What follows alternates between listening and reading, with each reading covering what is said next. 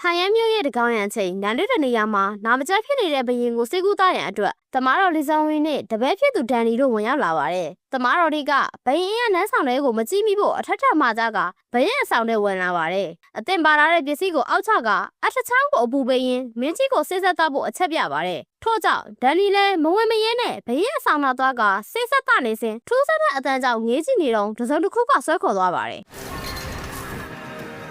နေရမှာကတ်ထားတဲ့စာရွက်ကိုယူရင်းအမတ်ချက်သားကိုဆက်တာကမင်းညကဟန်ရဲတစ်မျိုးလုံးမှာဒီလိုစာရွက်တွေ100လောက်ကတ်ထားကြောင်းရှောက်တင်ပါတယ်အသက်ရှင်လျက်ရှိနေတဲ့ဘရင်ကိုစုံမပြီလို့စာရေးသူနဲ့စာရွက်လိုက်ကတ်တဲ့သူပါဖန်စီပြီးဆွေစဉ်မျိုးဆက်တောက်တင်ပစ်မယ်လို့ကြေွားပါတယ်နေရအနှံ့စာဆောင်လိုက်ကတ်နေတာကိုမမြင်ချင်အောင်ဆောင်နေတဲ့သူတွေပါချမ်းသာမပေးဘူးလို့ဆိုတာကြောင့်တောင်းပန်နေတဲ့ကြားကတောက်တင်ခံလိုက်ရပါတယ်ထို့နောက်မှာတော့ဟန်ရဲတစ်မျိုးလုံးမှာရှိတဲ့စာတင်သားတွေအကုန်လုံးဖမ်းဆီးခံခဲ့ရပါတယ်တစ်ဖက်မှာလည်းမင်းကြီးဖျားနာနေတဲ့ဆယ်ရက်တာကာလအတွင်းမှာမင်းကြီးကိုမြင်တွေ့ခွင့်ရတာဆိုလို့အမတ်ချုပ်ဂျိုဟော့ဂျူနဲ့တမီးဖြစ်သူမိဖုရားကြီးကလွဲပြီးဘယ်သူမှတွေ့ခွင့်မရတဲ့အတွက်မင်းကြီးပြန်လွန်တော်မူပြီလို့ကောလာဟာလာထွက်တာမဆန်းဘူးလို့တိုင်ပင်နေကြပါတယ်။နန်းတော်ထဲမှာလည်းကွန်ပျူတာစာသင်သားတွေကိုနှိမ့်ဆက်နေပြီးဟန်ရဲမြို့မှာစာဆောင်တွေလိုက်ကပ်နေတဲ့အကြောင်းပထမဆုံးဝန်ခံတဲ့သူကိုအသက်ချမ်းသာပေးမယ်လို့ဆိုပါတယ်။ရဲရင်နဲ့စာသင်သားတစ်ယောက်ကစိုးရတဲ့အုပ်ချုပ်မှုစနစ်နဲ့ပျက်စီးနေပြီဖြစ်တဲ့တိုင်းပြည်ကိုဘရင်ကြီးနဲ့ဟဲအိုဂျိုအိမ်တော်ကဂေါက်သွေးဆုံနေပေမဲ့မတားဆီးနိုင်တဲ့ဘရင်တယောက်အနေနဲ့ပြန်လွန်တော်မူသွားတာကမှပိုကောင်းဦးမယ်လို့ဆိုပါတယ်။ဟာကွက်ဆောက်နေတဲ့အမတ်ချုပ်ဂျိုဟော့ဂျူကမင်းကြီးနဲ့ရဆန္ဒကမှပိုကောင်းဦးမယ်ဆိုတဲ့စကားကစားဆောင်တွေဖြစ်လာဝန်ခံလိုက်တာပဲလို့ဆိုရင်လေပြင်းကြီးအစ်စ်ဆိုတာကကောအိမ်ရှိဆန်ကိုရင်ညွှန်လာလားလို့ဆိုပါတယ်။အင်ရှင်းဆန်မင်းသားကတော့ဂျိုဟော့ဂျူသမီးမိဖုရားနှန်းဆောင်ရှိမှဒူးထောက်ဆောက်ဆိုင်နေခဲ့ပါတယ်။သူမနေမကောင်းဖြစ်နေတာတော့အဆောင်ရှိမှနေစဉ်ရက်ဆက်ဒူးထောက်ဆိုင်နေတ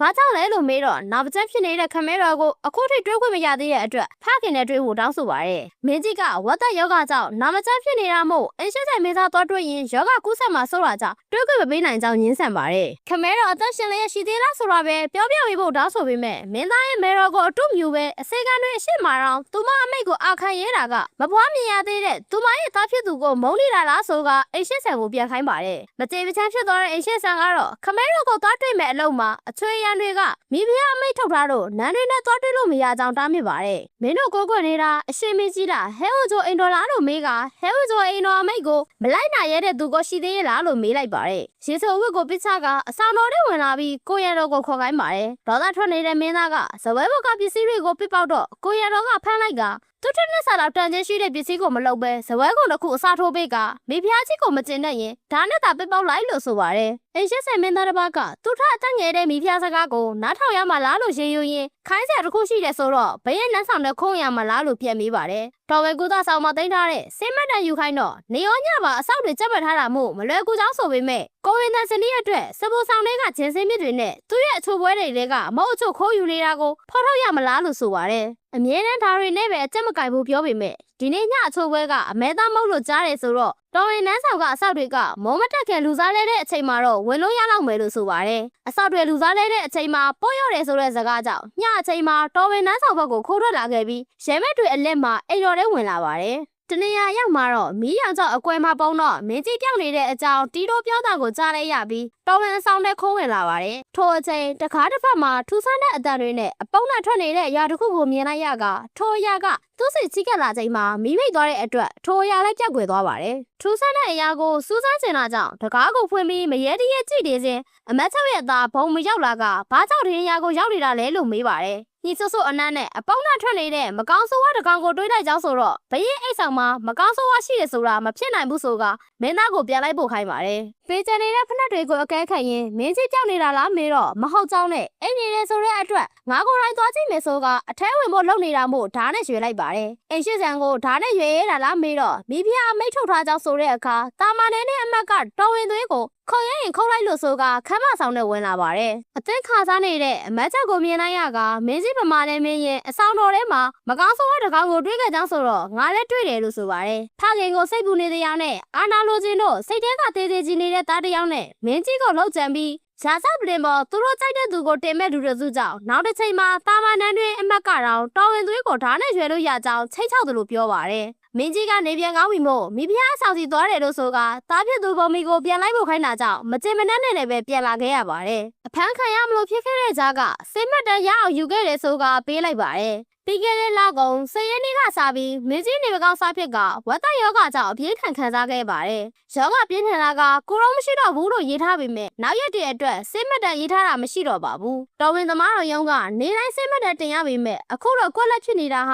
ာပုံမှန်မဟုတ်ပဲတခုခုမားနေပြီလို့တွေးနေစဉ်သမားတော်လီဆုံးဝီကဘာတူလဲလို့မေးလိုက်ပါတယ်။မင်းကြီးရဲ့စိတ်မတန်မှာဒုံလဲပြည်ကသမားတော်လီဆုံးဝီနဲ့နောက်ဆုံးကုသထားတာမို့နန်းတော်ပြင်ထွက်ပြီးစုံစမ်းမယ်လို့ဆိုကအမဲသားမောက်ကကောဆိုရကြောင့်အကျဉ်းခံလိုက်ရပါတယ်။ဒုံနေပြီနဲ့ကြီးဟော်ဟွန်းကစိတ်ကန်းအတွင်းမှာတော့အသားဟင်းမပါတာကြောင့်စားမဝင်ဖြစ်နေကယောဂနဲ့မသိခင်အာဟာရပြတ်ပြီးတေးကြတော့မယ်လို့ဆိုပါတယ်။နန်းတော်ကမကြခင်ဆန်တွေပို့လိုက်မယ်ဆိုတော့ဆန်တွေကိုဆောင်ရင်တနေ့ကိုလူသားစင်းချပြီးတင်နေကြတယ်ဆိုတဲ့အတွက်စေခွက်ကိုတဲကအနာတိုးလာပြီးဒဏ်ရာကိုခတ်တင်နဲ့ချီပေးလိုက်ကဒါရီမမစားရင်ယောဂပိုပြီးထန်လာကြမှာမို့စကားကိုဆင်ခြင်ပြောဖို့အတိပေးလိုက်ပါတယ်။သမားတော်လေးကဘယ်တော့ပြန်လာမှလဲသူကအတော်ဆုံးမို့ခရီးဝဲကြီးကလာရတယ်ဆိုတော့နန်းလေးနဲ့ခဏသွားကြောင်းနဲ့ထောင်ချောက်တွေသာဆက်မသုံးရင်အခုချိန်သို့အိမ်ပြန်လို့ရနေပြီလို့ရန်တွေ့ကထွက်သွားပါတယ်။ဟင်းချိုအိုးကိုမှွေနေရင်အစာသိမ့်မစားကြတဲ့အတွက်ယောဂပြတ်ဖို့ခင်းနေလို့ဆိုနေစဉ်တမားတော်ဒီပြေရောက်ကြောင်းအသိပေးပါတယ်။တမားတော်ကြီးနဲ့အတူတစ်တာတစ်လုံးပါလာတဲ့အတွက်ဘဝမချဖြစ်နေစဉ်ဇာဗနာပွဲအတွက်ပြင်ဆင်ခိုင်းတော့ဘသူအတွက်လဲဆိုတဲ့အမေးကိုမဖြေပဲထွက်သွားပါတယ်။တစ်တာကိုဖွင့်ကြည့်တော့ညိုမဲဆွနေတဲ့ဒဏ်ရာတွေနဲ့စောင်းမနေတဲ့ဒန်နီကိုမြင်လိုက်ရတာမို့တမားတော်နောက်ပြေးလိုက်ကဘာကြောင့်ဒီလိုဖြစ်တာလဲလို့မေးပေမဲ့ဘာမှမဖြစ်ဘူးလို့သာထက်တလဲလဲဖြေပါတယ်။နန်းတွင်တရှိရမြို့တော်ဟန်ရမ်းမှာလဲဘရင်ကိုလန်းချပြီးအိမ်ရှိဆန်ကိုနန်းတယ်ကကဘာတစ်ခုတိစောက်မယ်ဆိုတဲ့စာတစောင်းကြောင့်အိမ်ရှိဆန်ကိုတော်ဝေတရားရုံးမှာစစ်ဆေးဖို့တိုင်ပင်နေပါတယ်။ထိုစာဆောင်ကိုအဖမ်းခံရတဲ့ចောင်းသားတစ်ယောက်အိမ်မှာတွေ့ရဆိုတာကြောင့်စာဆောင်ဖြန့်ဝေတဲ့ចောင်းသား89ယောက်လုံးကိုသိတဲ့အပြင်ဖျော်ဝဲစာရထားတဲ့နေရာပါသိနေတဲ့ရန်တော်တဲ့အထောက်တော်ကဘသူလဲလို့မေးပါတယ်။ចောင်းသားတွေကဘာပြစ်မှုမှမကျူးလွန်ထားတဲ့အပြင်တိုင်းပြည်ရဲ့အုံမြင့်ဖြစ်တဲ့ကွန်ပျူတာចောင်းသားတွေကိုစော်ကားတာဟာတိုင်းပြည်ကိုစော်ကားတာပဲလို့ဆိုပါတယ်။အတိတ်မှာအရေးကြီးတဲ့စစ်ပွဲနှစ်ရက်ဖြစ်နေစဉ်တိုင်းပြည်ကိုဥဆောင်နေတဲ့ကွန်ပျူတာတောင်းသားတွေကဆက်မတိုက်ပဲမန်စီးချက်အကြောင်းပဲရေရွတ်နေလို့တိုင်းပြည်ရှုံးနေခဲ့ရတယ်လို့ဆိုရင်ခေါင်းကိုဖိကစာကိုတေချာကြီးဖို့ဆိုပါတယ်။ဘရင်ကိုနန်းချကတိုင်းပြည်ကိုပျက်စီးအောင်လုပ်မယ်လို့ရေးထားတဲ့စာကိုတေချာကြီးခိုင်းက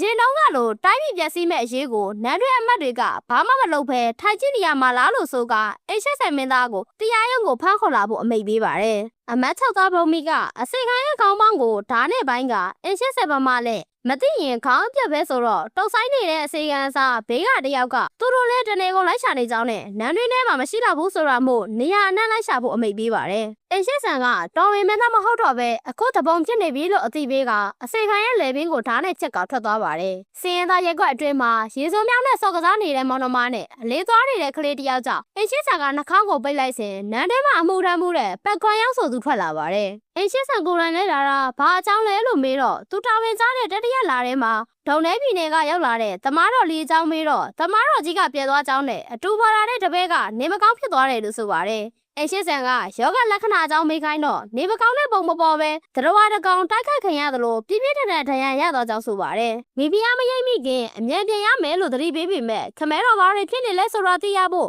တောင်ဘက်ကဒုံနေပြည်ကိုသွားမယ်လို့ဆိုပါတယ်။နန်းတွေကထွက်လာတော့ကအနတ်တမကောင်းလို့အမလို့ဖြစ်နေတဲ့မင်းသားကအချွေရန်ထိန်းတော်တွေမပါပဲမိုင်းနေရာကျော်တော့ဝေးတဲ့ဒုံနေပြည်ကိုရအောင်သွားဖို့ဆိုတာမဖြစ်နိုင်ကြောင်းရှင်းပြပါတယ်။လန်ခီမှာအစားတော့ဆေးရမဲ့အပြင်တခိုးဓမြရဲ့ကြောင့်အသက်ပေါင်ဆုံးရှုံးနိုင်ကြောင်းရှင်းပြတော့ဒီမှာနေလဲမလုံခြုံတော့ဘူးဆိုတော့မို့မင်းသားမလုပ်ခဲ့တဲ့အရာအတွက်ဟဲဝိုချိုအိမ်တော်ကတော့အပြစ်ပေးလို့မရဘူးဆိုပေမဲ့သူလုပ်ခဲ့ရဆိုတဲ့အတွက်အော်သွားပါတယ်။တစ်ချိန်မှာနန်းတရမှာသေးချာနေတဲ့မင်းသားကဘာကြောင့်ဒီလိုလုပ်လဲလို့မေးတော့လောကသက်ဖန်တီးရမှာသူ့ကိုယ်ပိုင်အဓိပ္ပာယ်ရှိတယ်ဆိုတဲ့စာသူရေးမိကြောင်းနဲ့ခမဲတော်ရဲ့တူရရောက်သားဖြစ်ပေမဲ့တာမန်အပြူတော်ကမွေးလာတဲ့သားဖြစ်တာပေါ့မိဖုရားသားတော်ဖွားမြင်တာနဲ့ကွက်မြက်ခံနိုင်ရကြောင်းဆိုပါတယ်ထို့အပြင်သူ့ကိုကာကွယ်ဖို့အတွက်တော်ဝင်တရားရုံးမှာចောင်းသားများအပြားသိဆုံးရတော့မှာမို့ចောင်းသားတွေနဲ့ဖခင်ကိုကယ်ဖို့ဒုံနေပြည်ကတမားတော်လီဆုံးဝီစီရအောင်သွားပြီးဖခင်ယောဂကဘာလဲဆိုတာကိုရအောင်စုံစမ်းမယ်လို့ဆိုပါတယ်တစ်ဖက်မှာလည်းတမားတော်ကြီးရဲ့တပည့်ဒဏ်ရာရသွားတော့ပြန်သွားတယ်ပဲပြောမိကြောင်းတောင်းပန်နေပြီးအဆကလေးကတမားတော်လီကိုနှုတ်ပိတ်ရမှာဆိုတော့တမားတော်ကြီးကအ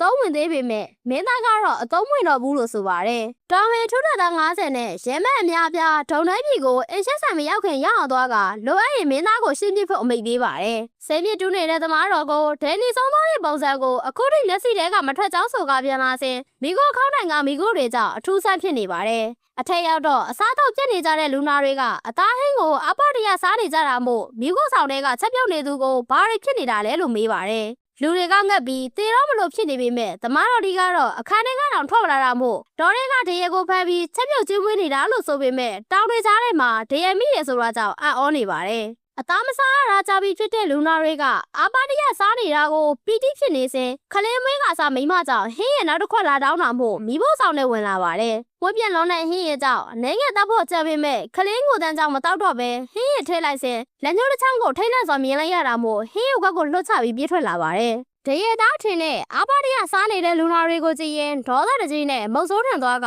မိဖို့ဆောင်နဲ့ခေါ်လာပါတယ်ဒေါသတကြီးနဲ့တုံထောက်ကလူအချင်းချင်းကိုဘာကြောင့်ဒီလိုလုပ်ရတာလဲလို့မေးတော့မင်းနဲ့ပြီဆိုတာနဲ့မင်းကအသားဖြစ်သွားပြီလို့ဆိုပါတယ်လူသားချင်းချင်းဒီလိုလုံးလို့ဖြစ်မလားလို့ဆိုတော့တောင်ပိုင်းကလူတွေကိုကယ်ခဲ့တာမင်းကြီးမဟုတ်ပဲစားကြမရှိလို့ဆုံးမသွားတဲ့သူတွေရဲ့အသားနဲ့အရိုးတွေပဲလို့ဆိုပါတယ်နောက်ဆုံးတစ်ခွက်တောက်ပြီးအရသာရှိချောင်းဆိုနေတဲ့ဂျန်ဂျူဟာရုတ်တရက်အန်လာကမျက်ဖြူတွေပါလန်လာပြီးလဲကျသွားပါတယ်ဘေးကတခြားသောလူနာတွေပါမျက်ဖြူလန်လာကတယောက်ပြီးတယောက်လဲကျကုန်ပြီးဂျန်ဂျူကနှလုံးမခုံတော့တဲ့အပြင်အကုန်လုံးမိလေကုန်ကြတဲ့အတွက်ကြောက်တဲ့တခြားအပြင်ကိုပြေးထွက်လာပါတယ်စေကန်းတွေကလူနာတွေအကုန်လုံးလဲကြမင်းမျောနေတဲ့အတွက်ထိတ်လန့်အော်သွားပေမဲ့သမားတော်ဒီကတော့တစုံတစ်ခုကိုအသေးအံရှာဖွေနေပါတယ်ထို့စဉ်လူတစ်ယောက်လှုပ်ရှားလာတာမို့တွားရကူညီကထိုသူကအကြောတွေပါလိုက်လာပြီးအမြုပ်တွေပါထွက်နေတဲ့အတွက်ဗဇက်ထဲအဝတ်ထည့်ပေးရင်တက်တာအောင်လုပ်ပေးနေချိန်နိုးထလာတဲ့တစုံတစ်ယောက်ကသူမအနာရောက်လာပါတယ်ထူးဆန်းတဲ့အတန်တွေကြောင့်တကားနာကိုသွားကြည့်စဉ်တစ်ဖက်မှာလည်းပြန်နေနိုးထလာတဲ့လူသားတွေရဲ့ကြိုက်ခဲခြင်းကိုခံနေရပါတယ်အပြင်ကဆူညာတန်းတွေကြောင့်တကားကိုဖွင့်ဖို့လုပ်ပေမဲ့ပြန်အတော့ခံလိုက်ရက